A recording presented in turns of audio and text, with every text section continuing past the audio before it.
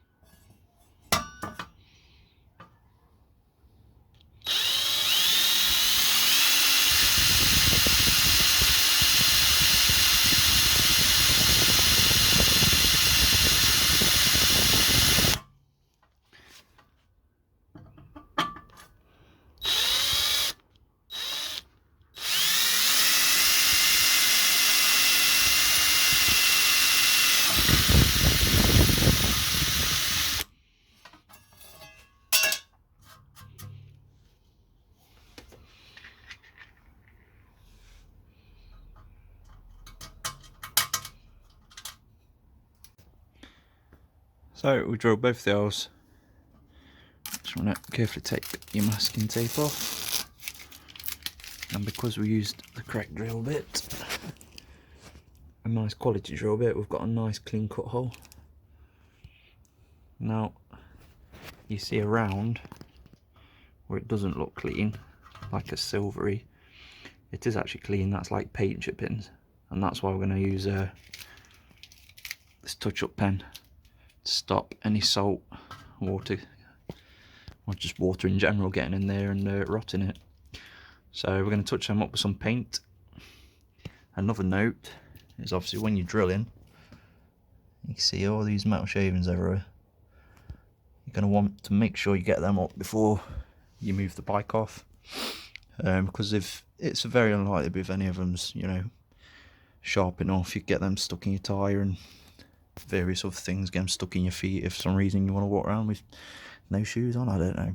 But yeah, just clear up your crap as well. And it's fucking freezing, which does not help in the slightest.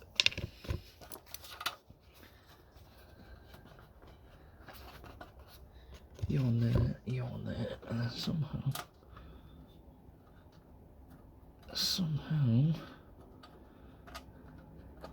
start to wiggle this nut on.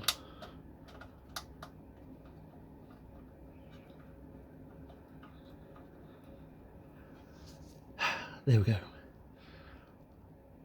What a pain in the arse that was. And that's just the first one. Now,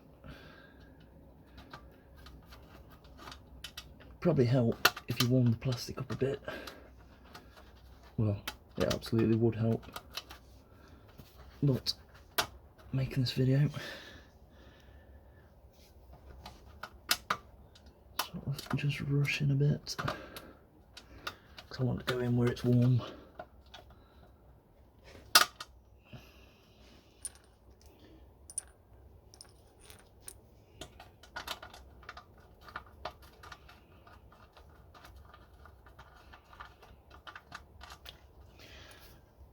And that was it. So now you've got your flap on, you got your bracket on, you put the nuts on if you can see that. Now there's quite a bit of play in this. It's up to you. You can measure this distance from the nut down to the bottom and this distance and wiggle that until it's bang on. You can pull it down in the centre, which works quite well, because it sort of evens out that left to right. So what I'm going to do is put it down in the centre, eyeball it, and just tighten them up. Again, I'll have to do that off camera, because I'm not a bloody octopus.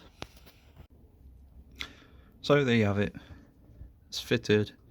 These are just nipped up snug, not over tight, because if you start over tightening them from the nut at the back, you'll actually start pulling this bolt through into the fender. You're going to like leave an indentation, and that could leave like a almost like a little dome ripply effect in the paintwork.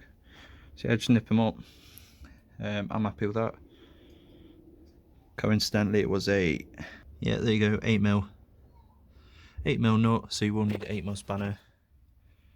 And then basically just hold your screwdriver in this side, just nip it up with a spanner at the back. There's the bracket. It helps to slightly pre-bend it, however when you tighten the two bolts up it will form that little curve shape on the mud flap. So yeah, I'm happy with it. I clear up all my tools and stuff now, hoover the floor or sweep it, whatever. There's not that much mess left. So just a quick overview. You can see the original fenders there. It's probably added 6-inch. So if you think normally your spray's coming up just when the wheel hits like a central point and spraying up, you can see that's a bit higher. The original fender's a bit higher than the central point where you would expect all the overspray to go. So this extra 6-inch, hopefully enough to stop it kicking up shit, and, you know, corroding exhaust, which we hate. Believe it or not, this has had ACF 50 on it. It's working a treat on the engine. So that's it. Hopefully that mud flaps, you know, when you're riding this, it's going to be a lot better with like road salts and things like that. Protect the bike a bit longer. It is a cheap Chinese bike. I really rate it. I think it's a really good little bike to ride on. It does need looking after. It does need protecting. If you like the video, you know, feel free to comment, like, go to my YouTube, subscribe to it if there'll be more like this in the future. Feel free to comment any hints, tips, you know, ways I can make this video better, and hope to see you in the future. Safe riding, guys. Cheers.